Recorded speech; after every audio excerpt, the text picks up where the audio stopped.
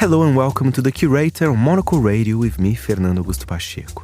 Over the next 60 minutes, I'll be bringing you some of the very best interviews and reports from the past week of coverage on Monocle Radio, with highlights from our studios here in Midori House and from around the world. This week, we discuss Christmas songs. We've never had an explicitly sexy innuendo-filled Christmas song, so props to Sweetie for bringing it to us. It's the first one. Plus, we find out more about the culinary scene of Trondheim in Norway. One of the items on their dessert menu, fried donut with salted caramel sauce, popcorn, berries and vanilla ice. All that and much more in the next hour here on The Curator with me, Fernando Augusto Pacheco. And we start the show in Canada. Following the scathing resignation letter of his finance minister, Chrystia Freeland, Andrew Mueller explains why Canada's prime minister may be about to lose his job and what Trump has in store if he doesn't.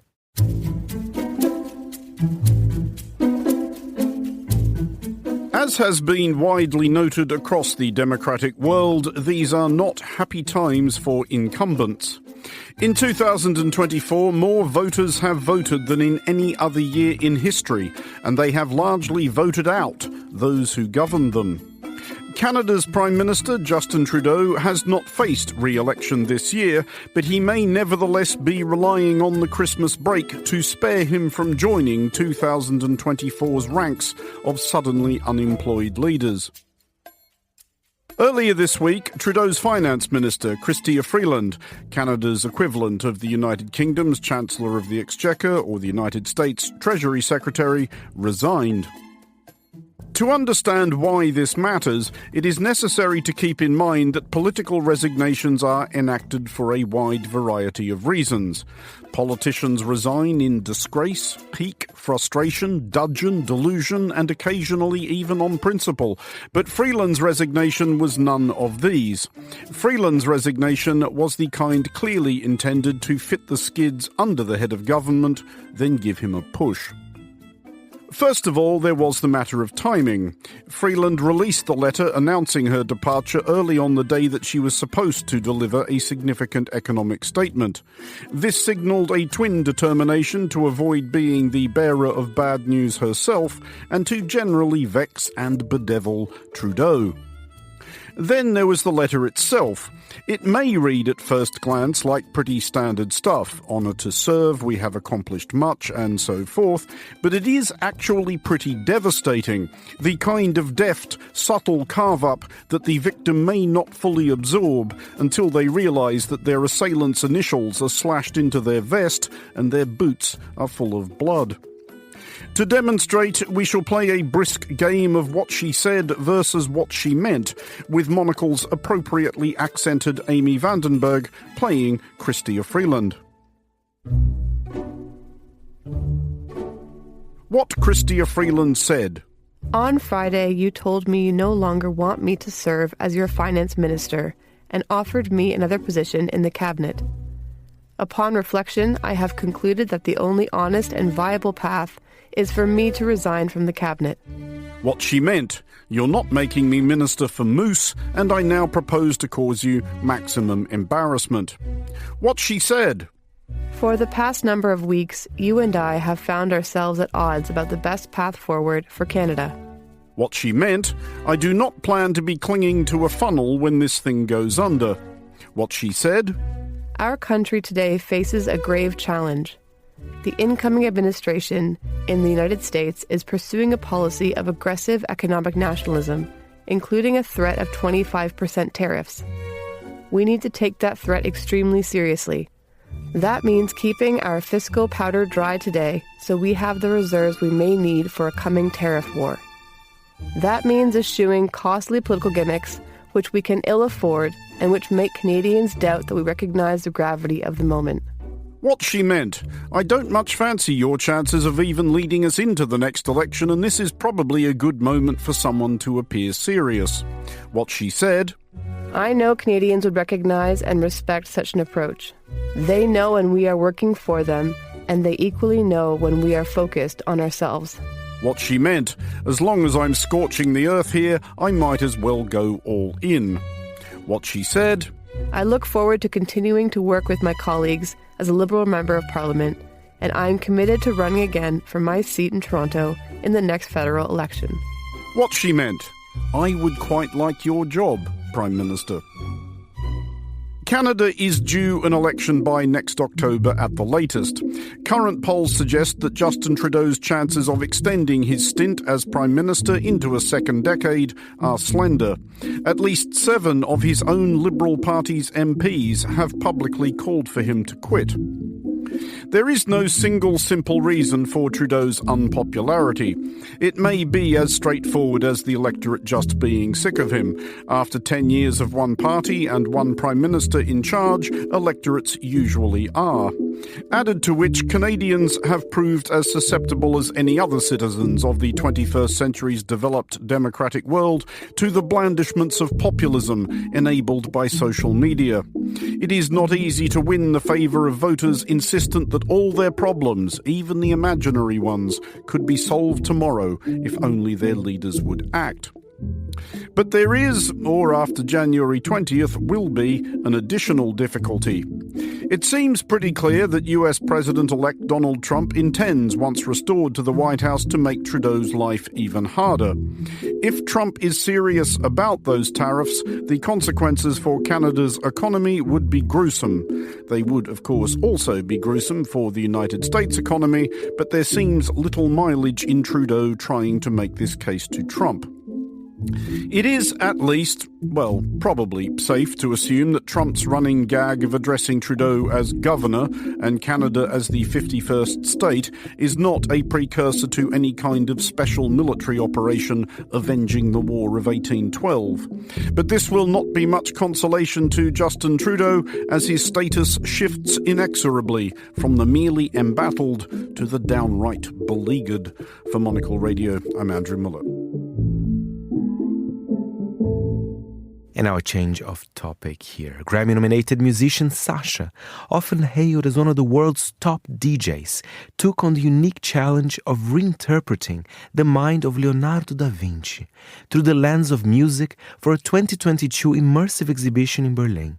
Since its debut, Da Vinci Genius and its accompanying score has been refined into an award-winning and regularly sold-out experience, first moving to Amsterdam before recently opening in Mumbai and Florida. Monocle's Maylie Evans caught up with Sasha to talk about the project and began by asking how he got involved.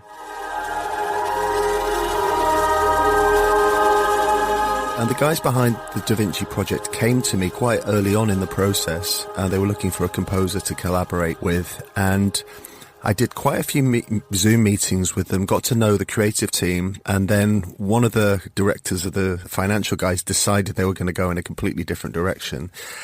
And they decided to work with this USA, I'm not going to name his name, but an American pop producer. And they had this idea that they wanted to juxtapose pop music and 20th century classics against Da Vinci's work, which I wasn't so sure that was the right direction to go. But this one guy who was running the show basically decided that's what they were going to do. Anyway, it just didn't work out with that producer, and they got to about 2 months before the show. And they called me and they said, we haven't got a score. We're not working with him anymore. Can you help us? Yeah, so it didn't work out with the American producer, so they came to me sort of 2 months before the show was opening without a score and kind of panicking. So the first iteration of the show that launched in Berlin, I had about, I'd say like a month or five weeks to work on the music. So we did end up licensing quite a few tracks for the show in Berlin. There was a section that had Donna Summer, I Feel Love in it, and New Order, Blue Monday, and some other licensed music. And then I probably wrote about 50% of the music, the incidental music and the supporting music around it. And then the Berlin show ran its course, and then I thought that was kind of it with Da Vinci. I thought that was going to be it, but then it kind of got resurrected and reborn in Amsterdam, and they decided that they were going to re-edit the show, cut down some of the longer scenes that were dragging a little bit, and remove a couple of scenes, put some new stuff in, a whole new intro. Also, there was a section that I was quite vocal about, that I was like, because in the original Berlin show, The Last Supper appeared about a third of the way into the show. And it's such an overwhelming, powerful section of the show, because seeing The Last Supper on that size, you know, it's like the walls were like 40, 50 feet long and 20 feet high. Seeing The Last Supper with the music together in that space was such a powerful moment. I felt like everything after that in the show, it had peaked a bit early, you know? So, you know, I lobbied to have The Last Supper moved right towards the end of the show. So the Amsterdam show was cut down to like 45 minutes and re-edited. And for Amsterdam, I had like 3 months to work on the music. So we really went into detail. And talk to me about the cinematic inspirations. I read that Stanley Kubrick was Touchstone, but tell me about, I guess, the joining of image and sound and maybe what this director and others you look to, what was it about the way that they worked that you sort of wanted to imbue in your own score? Yeah, I mean, I think Kubrick was the first thing we thought about because, you know, the way that he always used classical music and sometimes juxtaposed modern images with classical music. You know, 2001 Space Odyssey's, you know, prime example of that. But the concept of the show is that Da Vinci, the beginning of the show, Da Vinci is kind of looking back on his life. It's almost like he's on his deathbed and he's looking back across his life because towards the end of his life, in his notebooks, he scribbled down over and over, did I ever really achieve anything? Which is extraordinary considering, you know, just the odd Mona Lisa and this and that and, you know, submarine, helicopter, a few things he invented. And so, you know, this concept of him kind of looking back on his life and wondering if he'd actually achieved anything is incredible to think. So the whole beginning section of the show is quite somber. You know, it's quite dark and it kind of has this feeling of, I guess he died with this feeling that he hadn't achieved enough, which was mental. And then the show opens, you know, sort of 10 minutes into the show, it kind of opens up into the modern world and you see the influence that Leonardo da Vinci's had across time, across the 20th century, 21st century. So that's when the music gets very sort of electronic and futuristic. So we really wanted to balance, you know, like, for example, when the first time you've seen the Mona Lisa, it comes from thousands and thousands of pixels all over the room and they congregate onto the center cube of the show and the Mona Lisa forms. So there's very much an element of using Leonardo's classical works and then screwing with them digitally and messing around, glitching them out. There's another section called portraits where the whole room fills up with his portraits and they all start to morph into kind of modern faces and glitch. The room starts to glitch out and it sort of turns into this sort of 8-bit video game towards the end of it. So trying to find a balance between the classical feel of presenting classical music but then getting to play around with it, with the electronics and having fun in the studio, which is what we love doing.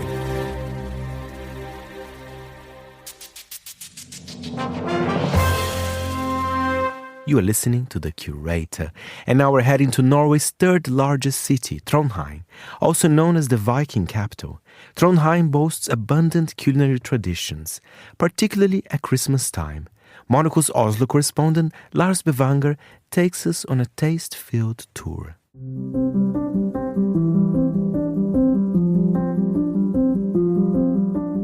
Trondheim and I go way back. This is where, at the tender age of 5, I had my first restaurant experience. It was a pizzeria, which in the 70s was extremely exotic. Today, the culinary map of my home city is transformed.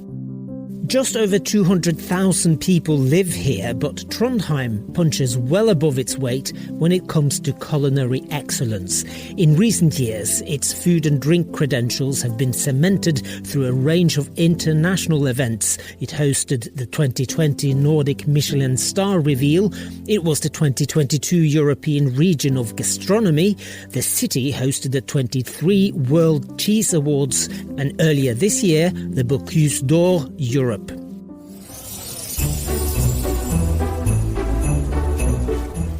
Because it's December, I thought I'd start by strolling through the Christmas market.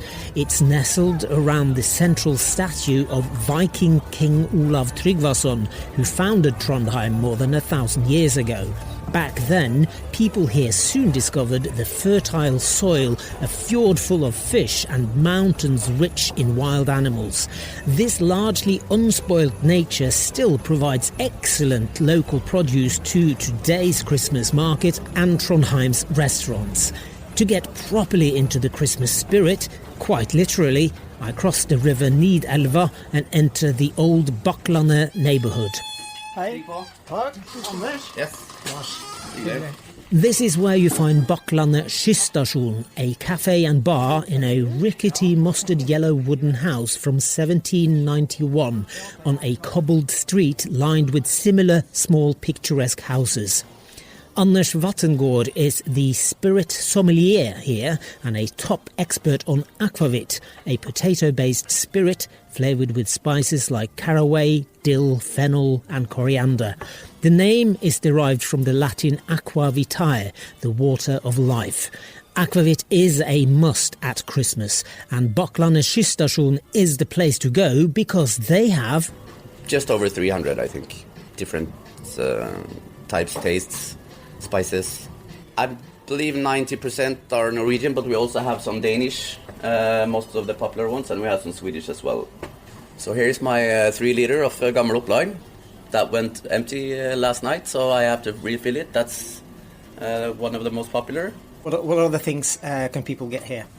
You can get traditional Norwegian food. We have reindeer stew. We have a great fish soup. Every Sunday we are packed because we do the waffle buffet, where you pay a certain price and you can you make your own waffles all day. Not far from the Bakklandet neighbourhood, but back on the other side of the river again, is what is known as the Cultural Quarter, housing the city's library, an art gallery and the excellent book cafe Sellandrå. It's a perfect place for a bite to eat, and its award-winning baristas will serve you the best coffees in town. Also make sure to grab a toasted fruit and nut sandwich with a slice of the blue cheese råblå made at a farm just south of here, a Gold World Cheese Award winner that is unforgettable. Do also check out Sellandrå's amazing sister cafe and sourdough bakery, Isak, just around the corner in the old library building. The bakers here are real artists.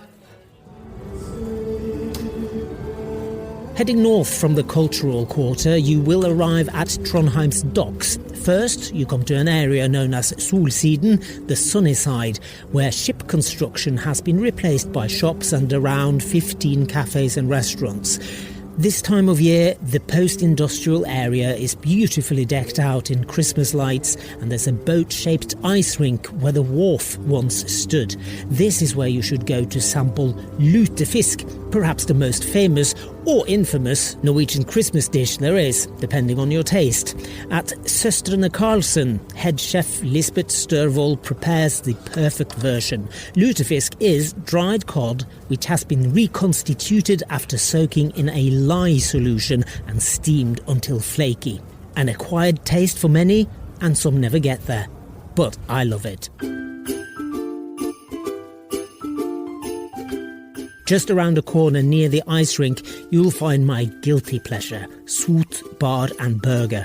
Take away or eat in, their menu is simple yet delicious. Juicy burgers made in-house, served with mouth-watering caramelized red onions, blue cheese cream, truffle mayonnaise, or whatever else they've got their hands on that day. Very reasonably priced, it's a hit with students too. Walking further north in the dock area, you'll pass a colossal concrete building that was a World War II German submarine base, now home to the Trondheim City Archives, a bowling alley and more.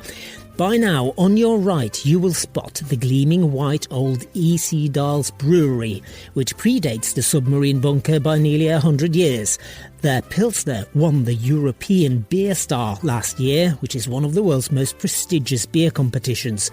And since 2016, the brewery has also got its own restaurant, pub or kjøkken, or pub and kitchen, where the many different and constantly changing beers from master brewer Wolfgang Lindell accompany a range of mouth-watering dishes. Managing director Alexander Schefter explains that where others have wine lists, they have a beer list. We're making food for beer. So here we use more spices. We use the smoker very much. We grill almost everything. So it's more powerful, tasty food, not like lighter things that has to go good with wine, but more like bold flavors that compares very good with beer. And do you then do, like people do wine pairings, do you do beer pairings? Yeah, we do, yeah. Now, I'm tempted to stay for dinner here, especially because one of the items on their dessert menu, fried donut with salted caramel sauce, popcorn, berries and vanilla ice. But this time I head back into the centre of town again for a bit of a culinary mystery tour. Bula is my first baby. It started as a very rebellious project, being a female, chef in a quite male-dominated industry as well. It was important for me to just say, not making any excuses for what I was doing, not trying to, please everybody, but just, being bold enough to actually challenge people. René Fagerhøy is a force of nature. She opened Bula Neo Bistro soon after winning Top Chef Norway back in 2016. As soon as you walk in, you feel like you're in a mix of a tiki bar and someone's eccentric 1960s living room. Think pink flamingo wallpaper and chandeliers. And René enjoys the element of surprise. In the 8 years now, I have never sent out the menu in advance. I never published a menu because the kind of surprise element is a huge part of dining at Bula. You never know what's going to happen. It's hugely personal to me, but in the end, it's all about giving people the best ingredients, the best food, the most exciting experiences with food and drinks and service. At the moment, we're doing a tiny little smash burger because I always just wanted to put the smash burger into a tasting menu. The actual patty is made from local prawns and dry-aged pork, and it's flavored with a yuzu kosho type of chili paste that's common in Japan. But then we add all of these herbs. They're all Asian herbs, but they're locally grown, which I think is really cool. And we do a kind of a salad mix on the burger as well that we flavor with fish sauce, but that's fish sauce made in Norway from just herring. So it's really delicious, full of umami. And then we just put it all into a bun, like a classic French brioche bun toasted in butter. So there you have basically the whole world combined into a tiny little smash burger that you really want to just eat 10 of, but we're only giving you one because we want you to still want to have a little bit more of it.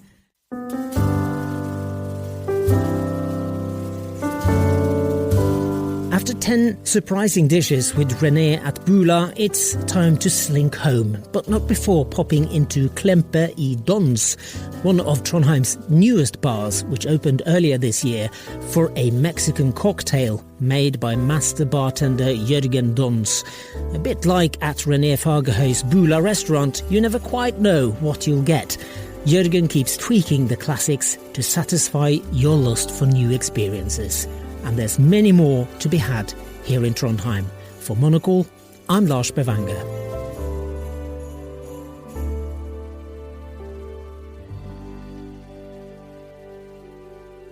And we stay in the topic of food. This time, Angelica Jobson heads to London's Smithfield Market to learn more about its annual festive jamboree.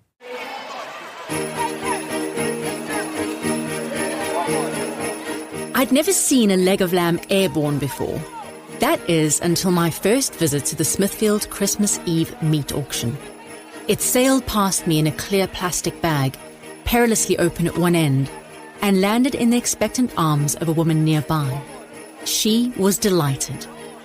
I'd also never witnessed joints of pork being passed backwards through a sea of upstretched arms, like crowd-surfing rock stars, but with trotters attached.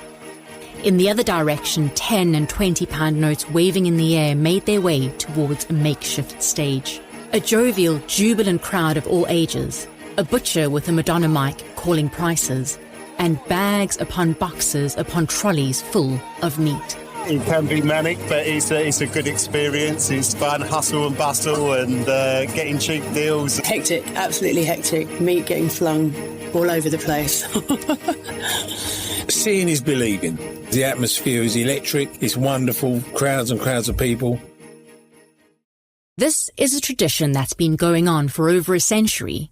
It started as a way for market traders to shift their surplus stock before the Christmas holidays, but has endured well past advances in refrigeration.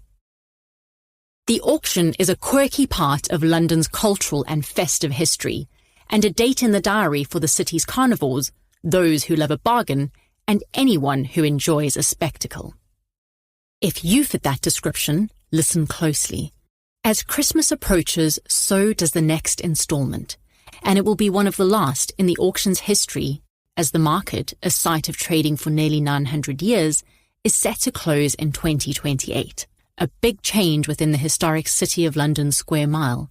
But not just yet.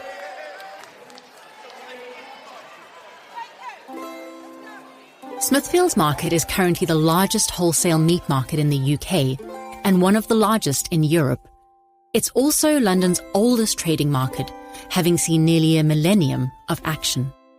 Originally called Smithfield, the Old English word for smooth, which described the flat land, it sat just outside London's medieval wall and was a livestock market from the Middle Ages until the 19th century.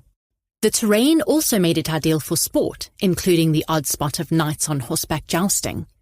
Later, it doubled as a place of grisly public executions. Scottish rebel William Wallace was hung, drawn and quartered here in 1305. The livestock market was closed in the 1850s after the growing city had had enough of the animal mess, and in its place, a grand new Victorian structure, extra strong phoenix columns holding up an enormous ceiling. The architect, Horace Jones, also designed Tower Bridge. It's been operating in its current guise since 1868. Today, the market supplies mostly London's restaurants, hotels and the wider catering industry. The general public can visit and buy from Smithfields throughout the year, but you'll need to be committed. Opening hours are between midnight and 7 a.m, an unusual time to buy steak. One perk of the auction, which kicks off at 10:30 in the morning this year, is getting to experience Smithfields without putting out your body clock. Greg Lawrence started working here in the 60s. He founded the family-run G. Lawrence Meat Company in 1968, and he's hosted the Christmas Eve auction for the last 50 years. In the early days, when I first joined the market, it was over 2 or 3 days. There was auction on the 22nd, 23rd and 24th of December, and that was for turkeys only. I wanted to keep the auction going because it's a wonderful thing for London and all the people who attend. I like the traditions to carry on, I really do, because most traditions in London are finished, and this is just one of the traditions that does carry on. It starts Christmas off as well, and we do try to make sure everyone gets accommodated with something, because that's what it's all about. What we would never want is any customer who attends the auction to go home empty-handed. We wouldn't have that. You know, everyone enjoys, has a good laugh, and the produce that's sold is wonderful. Unlike a regular auction, there's no bidding. Rather, Greg and his staff of Christmas helpers bring out different cuts of meat and offer a price. If you want in, wave your money in the air and get their attention. Here are his top tips. Cash only. Make sure they're very vocal, shout out, put their arms up. Be early and be there. They're the sayings. We do have fun. Near the end of the auction, we'll have what they call the flip of the coin. We're auctioning a turkey. Anyone in the crowd, we say to them, heads or tails, if you call right, you get the turkey for nothing. If you call wrong, you pay for your turkey. So the customer can't lose. One customer that both won and lost was a friend of mine who walked away with a free leg of lamb from the coin toss, only to discover that it was bigger than his oven. Greg gives me another tip that would have been helpful at the time. Should you end up with a large, unwieldy piece of meat, stick around and him and his team will cut it for you. If I didn't work up here and I'd attend the auction, and I would do, with an open mind, and by that I mean, I'd say to my wife, I don't know what I'm going to bring home, but whatever I bring home, that's what we're going to have for Christmas dinner. So it'd be a surprise. It's all going to be good anyway, but so it makes it a little bit exciting. After the action, which usually lasts under 2 hours, it's time for another tradition, a trip to the pub. Fiona McCann runs the nearby Bishop's Finger, one of the few long-standing pubs left in the area, which once served the market. It's just very traditional. It hasn't really changed in a very, very long time. All the pictures are generally from around the meat market and around Kent, where the brewery is based. The brewery is the oldest brewers in Britain, 1698. Many moons ago, butchers used to come over after they finished work at sort of very early hours of the morning, 3-4 o'clock in the morning. So you'd have the old butchers with all the blood and sawdust all over them. But that doesn't really happen these days. As well as offering you a fine selection of ales and a pork pie, if you're in need, Fiona won't raise an eyebrow if you come in with your winnings. She's used to the Christmas Eve morning clientele. When the people come in after the auction, they always generally come in quite happy, ready for a pint, but they're happy that they've got a huge leg of lamb or a huge chunk of meat. They've got a good bargain, but it's generally just like a whole huge leg of lamb just in a plastic bag. The auction at Smithfields is a unique way to kick off your culinary Christmas in London.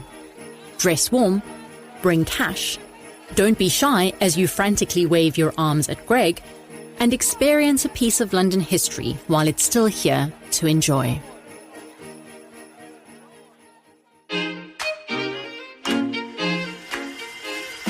UBS has over 900 investment analysts from over 100 different countries. Over 900 of the sharpest minds and freshest thinkers in the world of finance today. To find out how we could help you, contact us at ubs.com.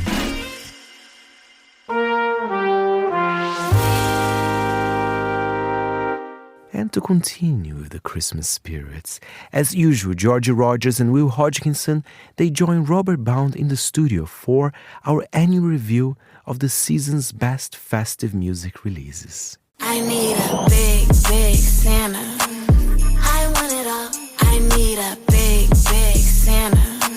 I want it all this Christmas. I need a big, big Santa. I want it all. I need a big, big Santa. I want it all this Christmas. Slide in my chimney with a bag of baguettes. You know I like a surprise. I want to see what you give me.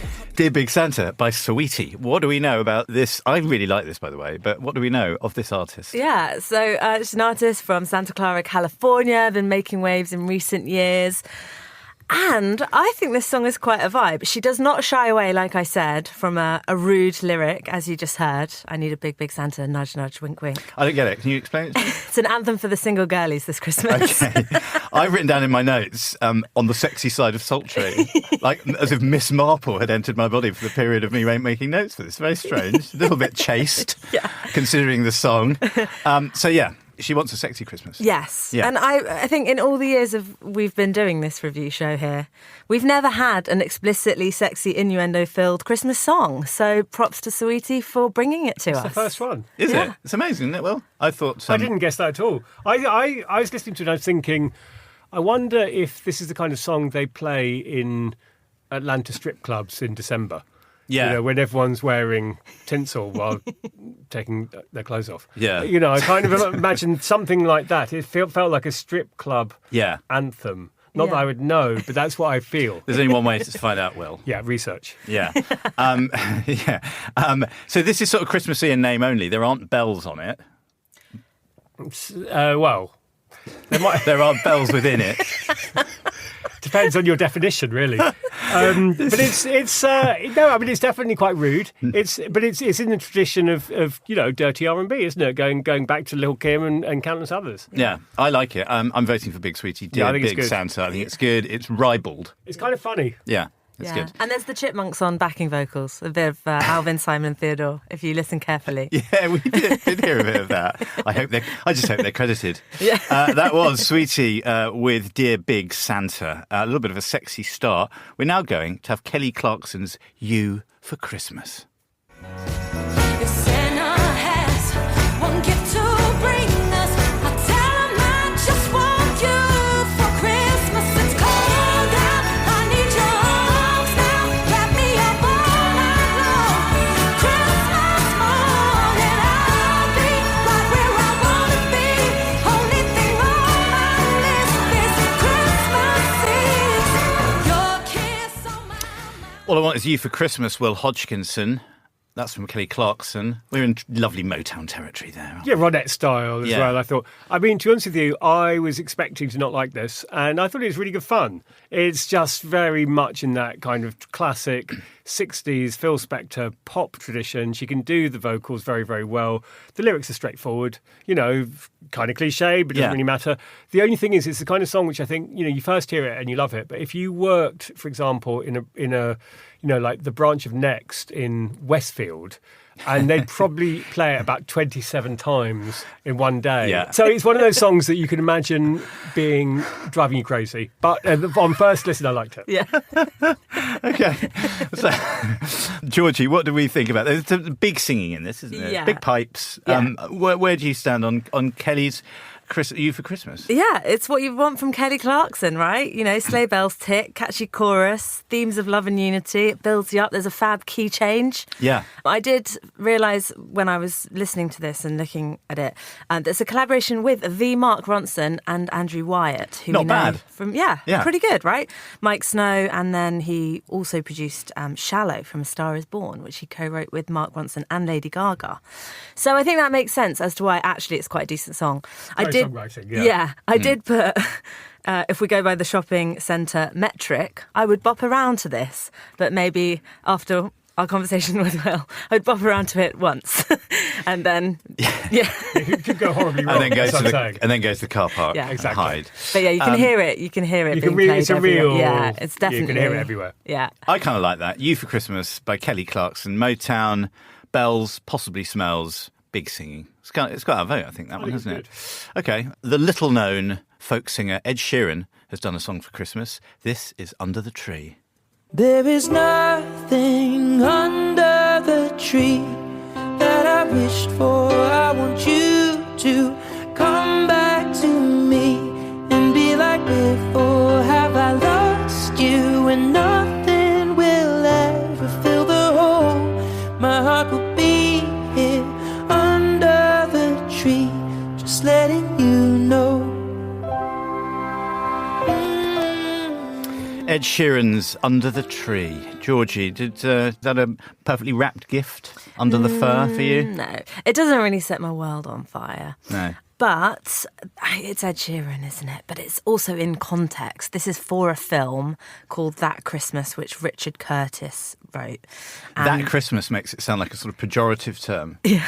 Like sort of, That Christmas. like someone wiping their hands on their penny and going, that Christmas, if he comes around here again. Yeah. Doesn't it? It's got that about it. And so I think the story goes Richard Curtis wrote this and went round to Ed's house in 2021 and showed him a rough cut and asked him to write the song. And the song is written about a character in the film who wants to spend Christmas with his dad but doesn't. It's a heartbreaking scene. Aww. So I'm sure in that context it works, but it doesn't really set my world on fire otherwise. I mean, it's got some quite good sort of bones to it, perhaps, this song, it seemed to me. But what about for you? It was the Ed Sheeran, Richard Curtis axis of banality. And so it was just that point at which they meet. Yeah. And it's going to be nasty. So I feel really bad in a way because it's Ed Sheeran doing what Ed Sheeran does. Ed Sheeran does what he does absolutely brilliantly. But it's so saccharine and so sentimental that I couldn't get into it. It's got quite a lot of. It feels like, John Lewis famously soft folky cover version of a pop song. This felt like it was designed to be that thing that had never had its original version as a rock song, right? It's like that. It feels like that to me. It's harmless. On the video, Ed's walking down a beach very much in the style of Yellow by Coldplay. Have you seen the video? Yeah, I have. It's quite strange, isn't it? I was like, that must surely be a reference. It can't be accidental with all the rain splashing on him and stuff, like Chris Martin did in the first ever Coldplay single. It's an odd choice. It's funny, isn't it? Richard Curtis directed that, fun fact. Oh, right, okay. The video. It's a breakup video almost, like he's envisaging not being with sad. his... Yeah. Okay, so Under the Tree. So the tree is relatively bare. Sorry, Ed, but you did your best. Some people will like it. Again, it might not. If it comes on 27 times in Westfield's next, maybe it'll lead to a more chilled out, maybe you just sort of... It's probably less, it's a bit more music-y. It's probably not going to cause so much horrific damage as some songs. And so, in a way, that's good. It's just a kind of calming effect. I mean, it'd be quite good probably for children before they go to sleep, when they're trying to get them to bed or something. Okay, nice. It's got lullaby vibes. A little bit. I think that's what I mean. It's harmless. And so although I don't like it, I don't want to say horrible things about it too much because I think it would be mean for the children. And for more music, of course, you have to tune into the Global Countdown, the show I host every week with the top songs in particularly countries around the world. This time, it is a proper global countdown.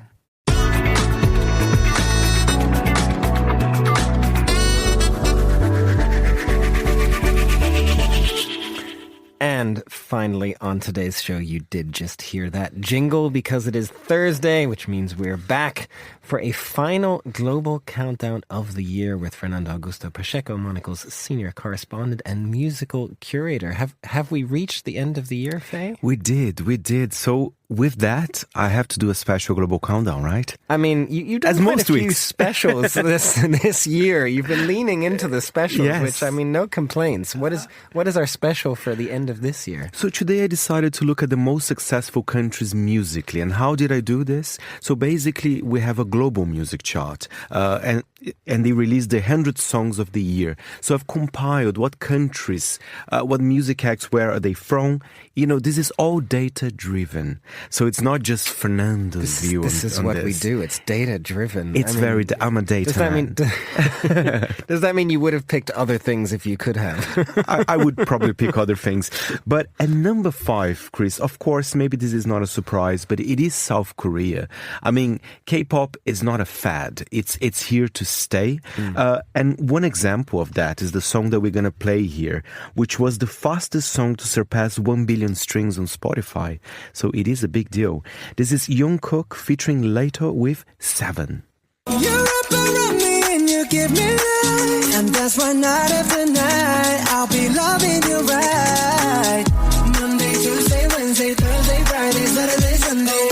Monday, Tuesday, Wednesday, Thursday, Friday, 7 days a week, every hour, every minute, every second. It is incredibly catchy, right? It is very catchy. It is incredible how far this goes when you say like reaching 1 billion streams so quickly. The fastest. And of course, I have to say Jungkook is a member of BTS, the Almighty.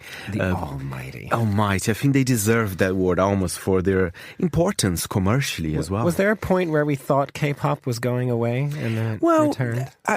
Especially here in the Monocle context, I don't think it's going away. It's just not like the new thing, the new kid on the block. And I've always said, I think we should also look to other countries like Vietnam, who has amazing pop scene. So I think K-pop is just there. It's like, it's like pop. It's the establishment now. It's the establishment. So it's not the cool new kid, but they still do amazing things. Well, let's move on to number 4. This is interesting. I don't know if I would have expected this country to be number 4. Perhaps it is the most surprising. It is not Puerto Rico, but from the Americas we have Colombia representing.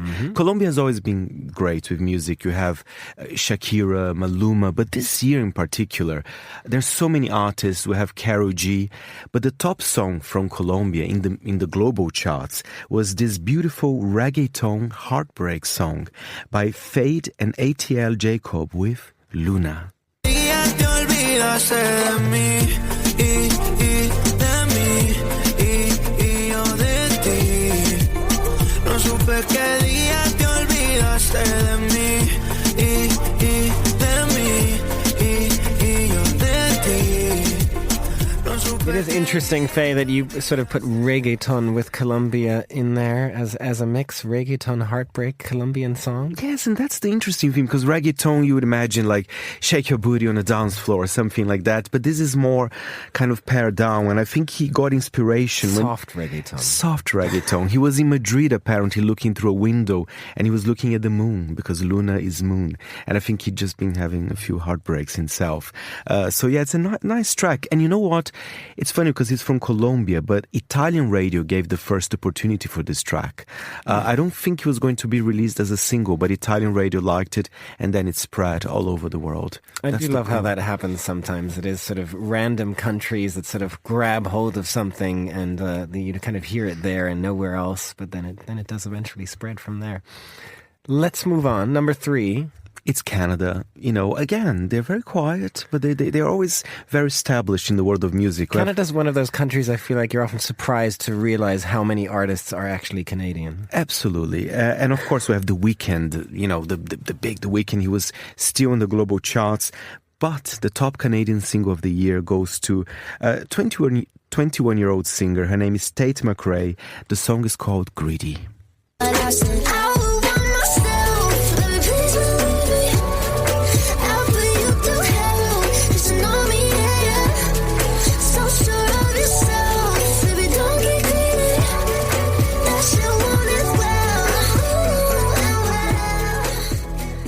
It's an ode to female empowerment, this song. And he won it's very catchy, won the Single of the Year, the Juno Awards, which is the Canadian Grammys.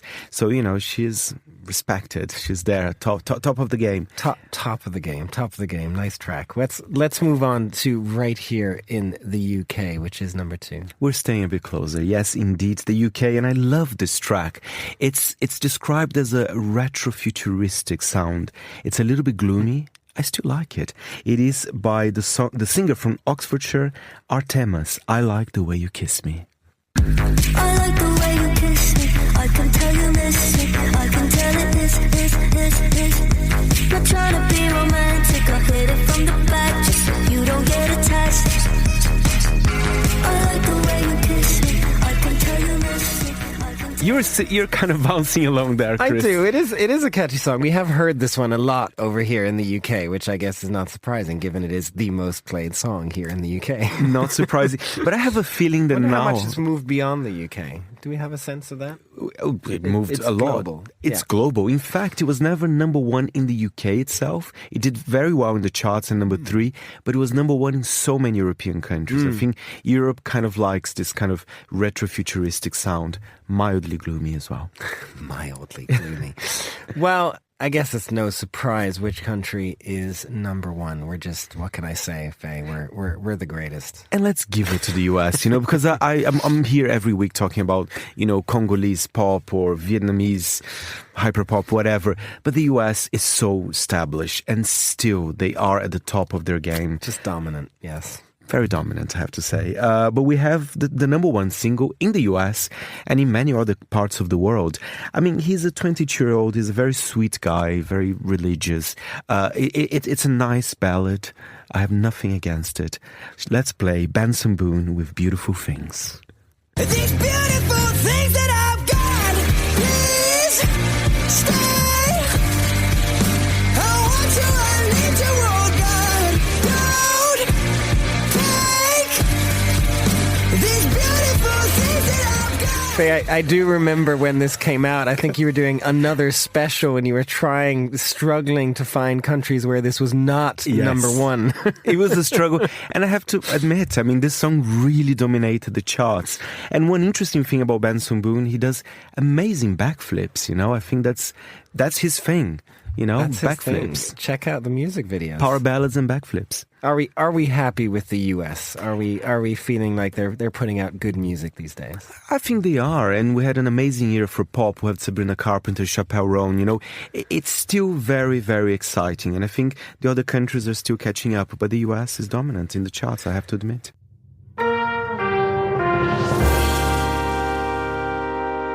And finally, from Monocle on Design, we reflect on the joys of meaningful gift giving at London's Soshiro Gallery.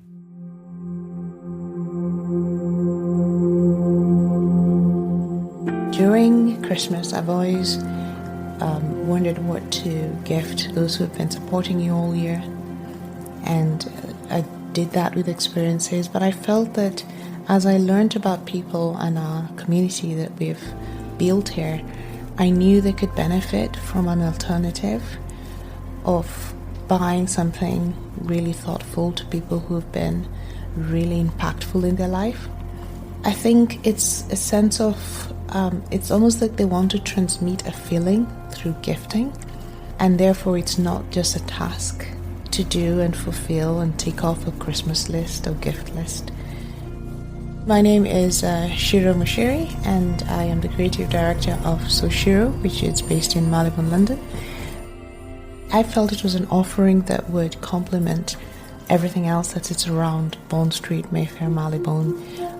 I felt this would be welcome in that mix. And the other inspiration came from the very many makers who were prepared to make a gifting edit of their work. Some of them very established, who work on big projects, big commissions, but they were happy to create an edit that would showcase their work, maybe showcase what they would like to experiment when they don't have a very restrictive brief. So the energy from the makers was also a driver to this. And I felt, it would be great to celebrate Christmas and the whole culture of sharing. The departing point was, how do I create a great experience journey for whoever walks in? And I thought about first putting things in different places, each artist in different positions around the house. But then in the end, I felt putting them together will just showcase the variety better for all our visitors. And so that just kind of went organically as I tried to see how they work together, because there's a lot of freedom in the creative. So there wasn't any kind of strict brief in the items. Visitors to the gallery are invited to walk around the space to discover a wide range of objects and creatives, from pottery to textiles. We've got some amazing ceramics. This is Caroline Tripp, who tells stories through her pieces. So you can see these pieces have got kind of poetry and imagery all kind of pasted onto them. And then she finishes them up with hand painting and touches.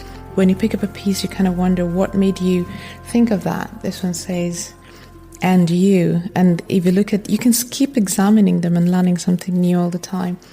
And I just think they're just really, really beautiful. The color of red and the sizes, and they're actually usable. They're glazed on the inside, so you can have multiple uses. Goran, he does textiles, and the textiles are of this table. The patterns are like table runners. Some of the blankets which are upstairs, they are it's all very colorful, different shapes, and they have a really lovely drop. And again, can be added to any kind of existing table. This is Safa Studio from Kuwait, and she works with a whole community of casting. This is from different workshops within her community, and they can see all different materials from aluminium to bronze to copper. And this one has a lovely sound to it. It's quite musical. You can shake it. But again, it's just celebrating techniques that are existing within her community and creating objects for us to appreciate them here. Thanks to her curation and taste, the Soshiro Christmas market shows a good present is about thoughtfulness, something we can definitely implement in our approach to gifting year-round. From Monocle in London, I'm Lucrezia Motta.